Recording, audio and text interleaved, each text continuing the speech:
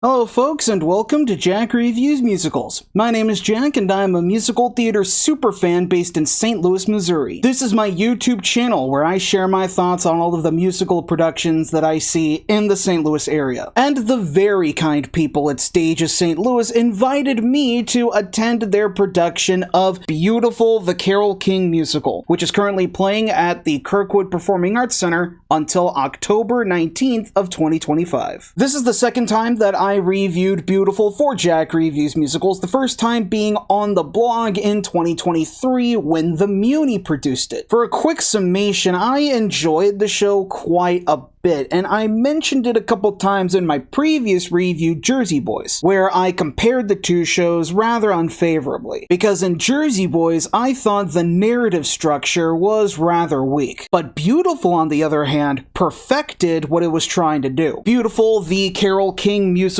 is a biography of Carole King, pop star sensation, voice of a generation, award-winning musical genius, who actually inspired my fit for this video. Carole King is widely regarded as the pioneer of independent pop music. Songs created by people who were artists first, instead of just craftspeople like you get in the mainstream music industry. Carole King paved the way for a whole new generation of indie artists. People like Joni Mitchell and Linda Ronstadt, Shania Twain, and also male artists like James Taylor and Bruce Springsteen. These are people who created songs about universal issues of the human heart. Deep, insightful, free of the technical bells and whistles that you associate with typical pop music production. Nothing but the artist and the words. Normal people writing normal people's music. Which is a line from the show, but the character who says it escapes me at the moment. You're just gonna have to find out for yourself when you see it. Because let me tell you people, Beautiful has become a musical sensation in itself since its premiere in 2013. Many people, myself included, call it the apex of biographical jukebox musicals. I think the secret to its success is the show's creator, the late Douglas McGrath, chose a very limited scope to portray King's story. The show starts in 1958 in New York City, when Carole King was 16 years old, in college, studying to be a music teacher. Born with the family name Klein, Carole was a musical prodigy, even at such a young age. And she cut her teeth by becoming a songwriter for Don Kirshner, one of the most profitable record producers in the heyday of mid-century popular music, pioneering the Brill Building sound, so named because of the Manhattan office building in which Don Kirshner is based. Keep in mind, this was a period in time where pop artists were craftspeople first. They were focused purely on entertainment value because that's where the money was. It starts there in the late 1950s and it goes all the way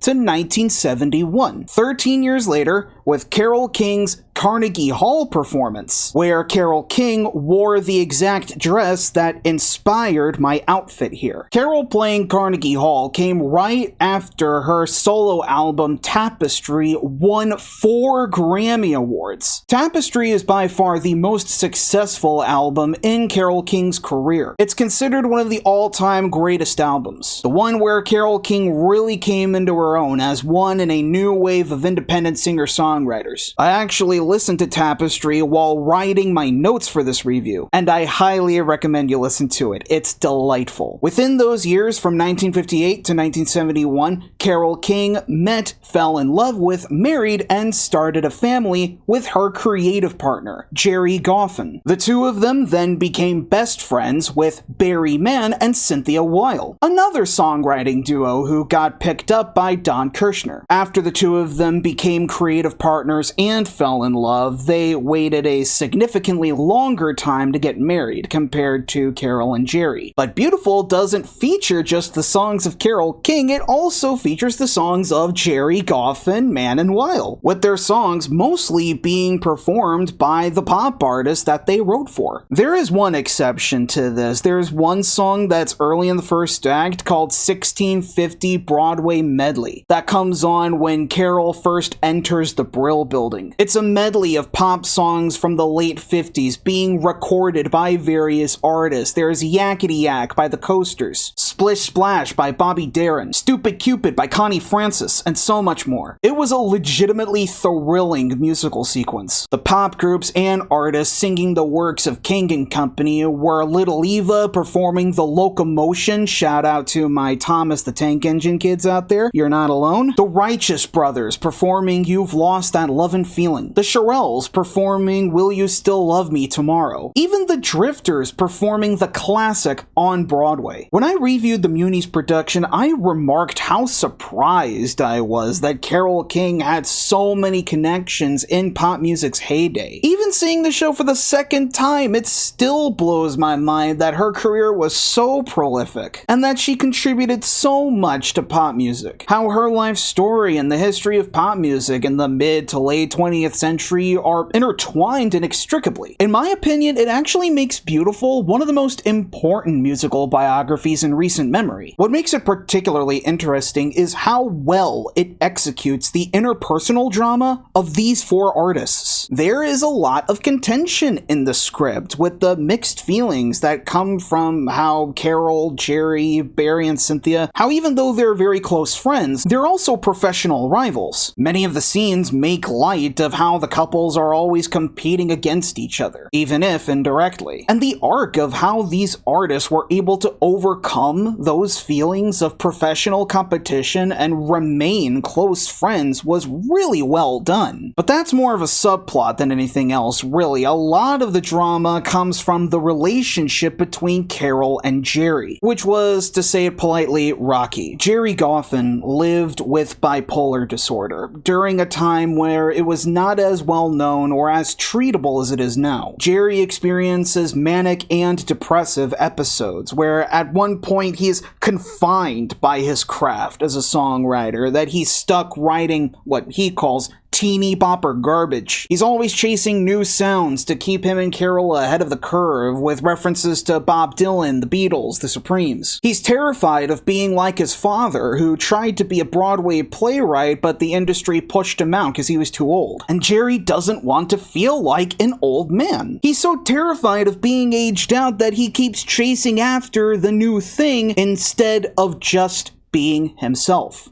Like what Carole eventually did. It got to the point where Jerry makes a lot of mistakes during their marriage that I'm not going to spoil for you. But there is one legit criticism that I have with Beautiful, and it's that the depiction of Jerry's bipolar disorder could have been a lot more deliberate, a bit more direct with it. They do address it. Carole has a line in the show. She says, sometimes Jerry has too much energy, other times he acts like he's half dead. Again, Jerry keeps talking about how he always feels trapped. At one point, he has a nervous breakdown that lands him in the hospital, but they don't really dissect how exactly it's connected to bipolar. It's just that he had a nervous breakdown, and that's really about it. The show is kind of lacking in the ramifications of how working in the music industry can tear down people with mental illness, just electing to explain how it led to Jerry and Carole's personal falling out. I think Jerry being bipolar should be more transparent because it's instrumental to one of Beautiful's central goals, and that is to explore the different ways that musicians respond to the music industry's inherent toxicity. Jerry represented the side that was so preoccupied with being the new thing in pop music, which is an industry where it is very easy for people to be homogenized purely into brands, focused on entertainment value and nothing else. Jerry tried working within the system to be the groundbreaking writer that he wanted to be, and he began to lose his self-worth because of that, his own identity exacerbated by his bipolar, his feelings of inadequacy leading him to the point where he was crushed by the industry. He was completely broken, just like his father. Barry and Cynthia represent the musicians who made peace with the record industry, who found a way of working within the system in ways that worked for them and kept them satisfied, both as artists and as a couple. But the final message of Beautiful is the third option, the one represented by Carole. The central message that honestly makes me forgive the flaw of Jerry's character arc. And that option is to break the mold, to create songs independently with an artist-first mentality, focusing on making art that was hers and no one else's. Beautiful is a musical about the importance of authenticity, of being true to yourself, of finding your own voice in a world where it's easy to lose your identity and your sense of self-worth. This was the journey that Carole King had to go through from her early years at the Brill Building to the release of Tapestry, finding value in her voice as a singer-songwriter, learning how to live as her most authentic self even with a lot of things going against her. It's a journey that anyone can relate to, myself included, which kind of makes Carole King, even though she is a real person, she is one of the most dramatically satisfying musical theater protagonists I've encountered. Seeing Stage's production really made me see just how well written Beautiful really is. How it's not just one of the most well-constructed jukebox musicals, just musicals in general. And Stage's production matched that brilliance. The stage at the Kirkwood Performing Arts Center was used to its fullest creative potential by director and choreographer Jennifer Werner. Werner created a vocabulary for the musical performances that was so authentic to actual pop movement at the time. And everyone looked like they were having the time of their lives doing those steps. The sashaying from the Shirelles, the suave sliding from the Drifters, the hip swinging from Little Eva. Werner gets it all just right. But as a director, Werner was able to really delve deep into the script's emotional drama. The staging is crisp, it's tightly paced. There was a very realistic blocking and acting style, accurately portraying the emotional highs and lows of the story, as extreme as they are. And the entire cast was all on the same page, starting with Brianna Kauthari Barnes as Carole King. Carole King is a role where you need legit stage presence, and Barnes has it in spades. Barnes is actually a veteran to this role, and you can see it. This is one of the best acting performances that I have seen live, period. Barnes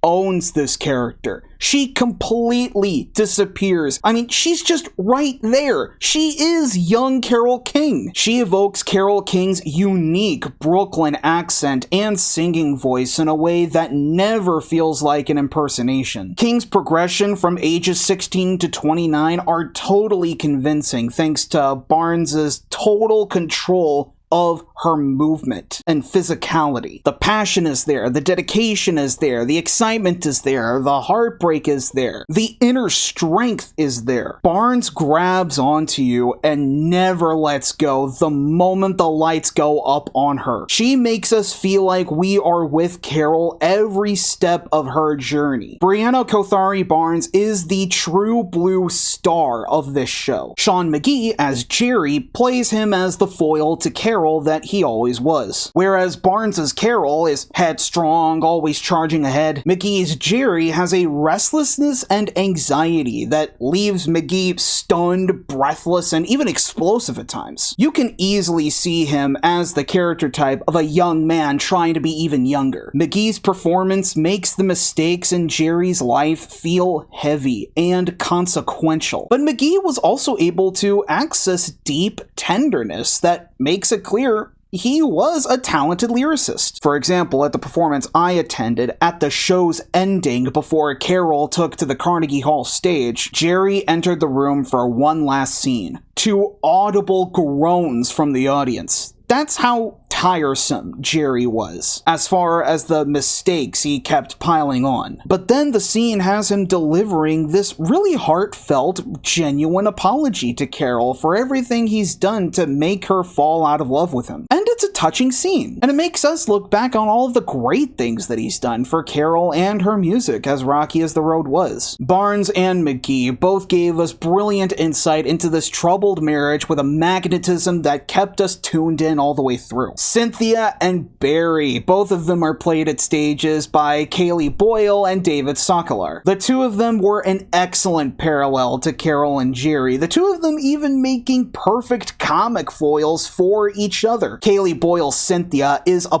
ball of energy, with a self-assuredness and a cockiness that is a great match for Sokolar's Barry, who nails his sardonic sense of humor and the anxious energy coming from Barry's various neuroses. Seeing the love for these two grow was great, and the dynamic they share with Carole and Jerry was great. Don Kirshner is played by Jeff Cummings, who came off the heels of playing another record producer, Sam Phillips, in Stage's production of $1 Million Quartet. If I had a nickel for every time I saw Jeff Cummings play a rough around the edges, yet fatherly and supportive record producer in the history of rock and pop music, I would have 2 nickels, which isn't a lot, but it's weird that it happened twice. But hey, if you have a type, you have a type, and Jeff Cummings aces that type. Amy Louie is another strong supportive presence as Carole's overbearing mother, Jeannie, who finds some fun comic timing moments in her spoutings of Brooklyn wisdom that are at turns hilarious and endearing. The ensemble is the smallest that I have seen in a production of Beautiful, but they all do incredible work, playing so many different roles, featuring some spot-on impressions of the Drifters, the Shirelles, the Righteous Brothers. The standouts of the evening were Sydney Quilden as Little Eva, who is as cute as a button in this, and R.J. Wessner, who was chameleonic in multiple roles, Neil Sedaka, one of the Righteous Brothers, and Carole's solo record producer Lou Adler. From the entire cast, the acting was great, the dancing and movement was great, but most of all, it sounds great, thanks to the musical direction of David Nels, who leads the mighty pit orchestra on the keys. There's such passion there, such enthusiasm for this music. The orchestra combined with the cast vocals make these old pop standards fresh and new and vital and relevant as they were when they first hit the airwaves. On Broadway had me shimmying in my seat. The locomotion put a giant grin on my face the whole time. Natural Woman left the audience in tears of joy. And the finale, the title song, was such a cathartic release as we got to see Carole King as the woman we know her as right now. In the finale, the song just kept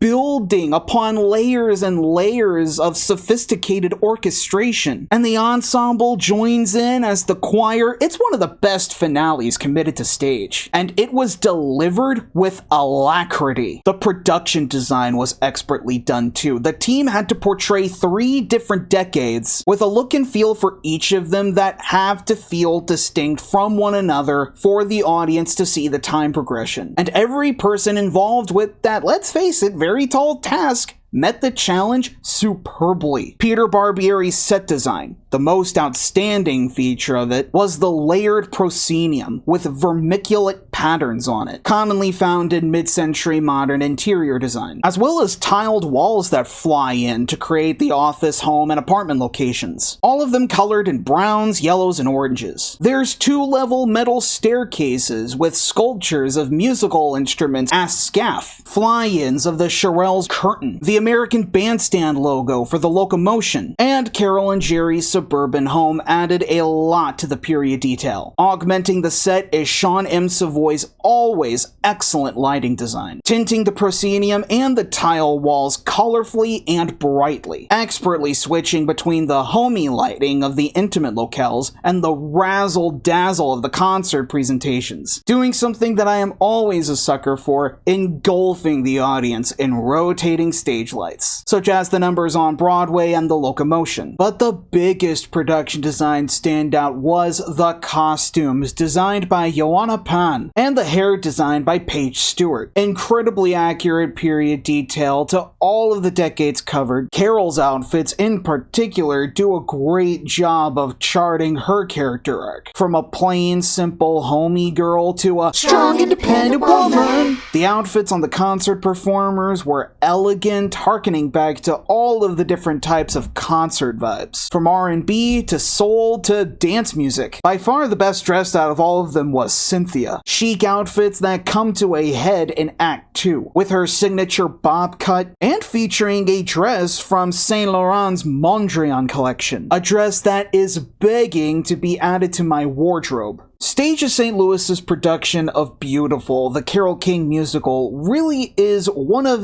the very best productions I've reviewed for Jack Reviews Musicals. Every single aspect of this works. It's cohesive, it's tight, it's alive and flowing. Everyone, both on stage and off, really gave their all. They respected and served this story about this really incredible woman and her family, her friends, her philosophy, her music, and how it all ties together into one of the most important periods in pop music history. Seeing this production cemented for me how much Beautiful is a masterwork in the musical theater canon. The best biographical jukebox musical I've ever seen. Stage of St. Louis, I got a prediction for you. You're going all the way. Did you see Stage of St. Louis's production of Beautiful, the Carole King Musical? If so, what did you think about it? Whatever it is, whatever you think, comment below and let me know. If you enjoyed this review, be sure to leave a like and subscribe to the channel so that you don't miss any more St. Louis musical theater reviews coming very soon. Thank you so much for watching, and until next time, long live the musical!